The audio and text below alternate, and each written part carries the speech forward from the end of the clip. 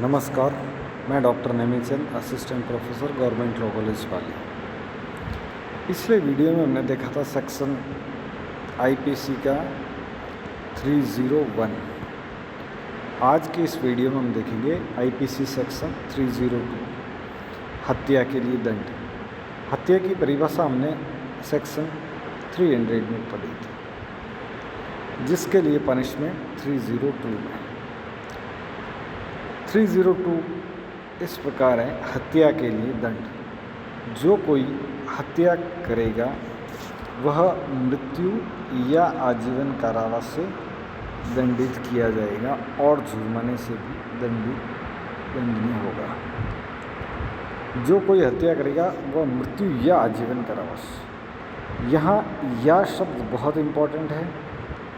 कोई भी सज़ा हो उसमें हमें इन बातों का ध्यान रखना चाहिए कि सज़ा के बीच में या और अथवा क्या है।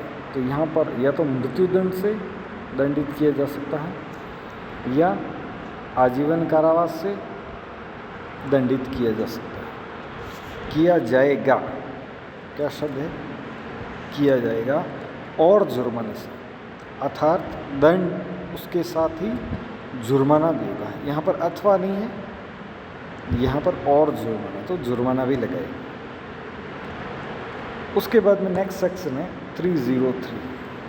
ये बहुत इम्पोर्टेंट सेक्शन है from the point of view of competition exam. आजीवन सिद्ध दोष द्वारा हत्या के लिए दंड।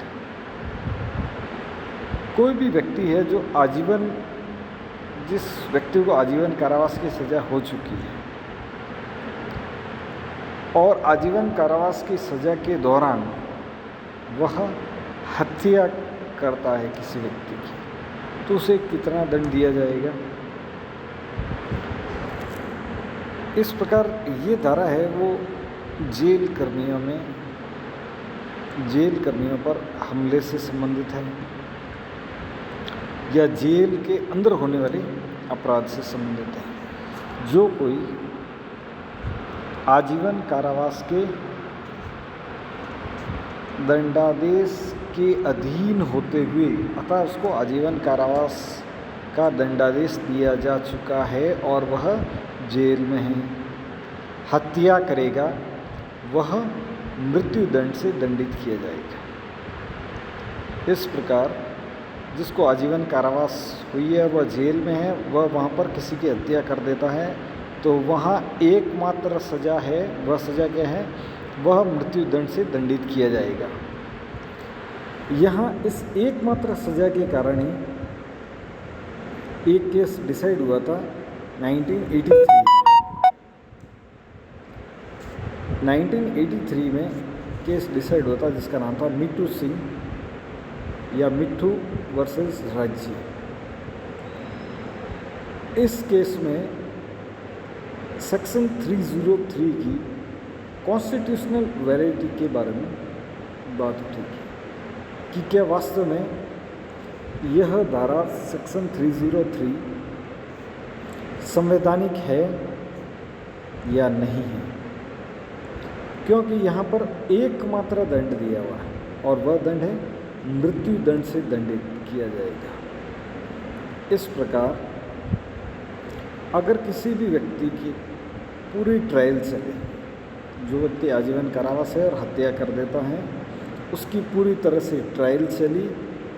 ट्रायल चलने के बाद में जब अपराधी के वकील के सामने ये ऑप्शन होता है कि वह दंड के बारे में बहस करे, दंड के बारे में अपनी राय रखिए, कितना दंड दिया जाएगा, तो वहाँ पर यह धारा है वह बिल्कुल अपवर्जित करती है, बिल्कुल मना किया हुआ है। इस प्रकार से धारा 303 क्या है? न्यायिक विवेकाधिकार पर एक जुडिशियल माइंड अप्लाई होने से बिल्कुल रोक देती है क्योंकि ज्यों ही दोष सिद्ध हुआ, दोषी मान लिया, अब सजा के बिंदु पर ज्यों ही सुनने की आवश्यकता हुई, उस समय पर वहाँ पर न्यायाधीश अप्रत्यक्ष रूप से बंध जाता है कि उसको एक ही दंड देना पड़ेगा, वह है मृत्युदंड से दंडित। इस प्रकार यह धारा सेक्शन 303 को अनकॉन्स्टिट्यूशनल डिक्लेयर किया गया कि यह धारा है वो असंवैधानिक है, क्योंकि यह न्यायिक विवेकाधिकार को अपवर्जित करती है। जुडिशियल माइंड है, अप्लाई नहीं हो सकता इसमें, क्योंकि जुडिशियल माइंड कहाँ अप्लाई होगा, जैसे ऊपर के सेक्शन 302 में कि मृत्यु या आजीवन कारावास, अर्थात न्यायाधीश दोनों में से कोई भी सजा दे सकता है, लेकिन यहाँ पर दोषी होने के बाद में मात्र एक ही सजा है, मृत्युदंड से दंडित। इस प्रकार यह धारा जो 303 है, मीटू सिंह के केस में कहा था कि अनुच्छेद 14 और 21 के प्रतिकूल है। इस प्रकार यह धारा असंवैधानिक है। इस प्रकार जो भी अपराधी है वो 303 के अंतर्गत कोई अपराध करता है, 303 का अपराध करता है, तो फिर ऑप्शन आता है अब उसको दंडित किस धारा के अंतर्गत किया जाएगा। तो जो भी कोई अपराध करता है आजीवन दोषित होते हुए हत्या कारित करता है, तो उसको दंडित किस धारा के अंतर्गत किया जाएगा, सेक्शन ऊपर वाली सेक्शन ही 302 के अंतर्गत। इसमें जुडिशियल माइंड अप्लाई होता है, क्योंकि इसमें एक अल्टरनेट है, मृत्यु या आजीवन कारावास और जुर्माना। जबकि 303 को अनकॉन्स्टिट्यूशनल डिक्लेयर क्यों किया था, क्योंकि यह आर्टिकल 1421 का वायलेशन करती है, न्यायिक विवेकाधिकार को वंचित करती है। धन्यवाद। कल के वीडियो में हम पढ़ेंगे एक इम्पॉर्टेंट सेक्शन 304 और 304A।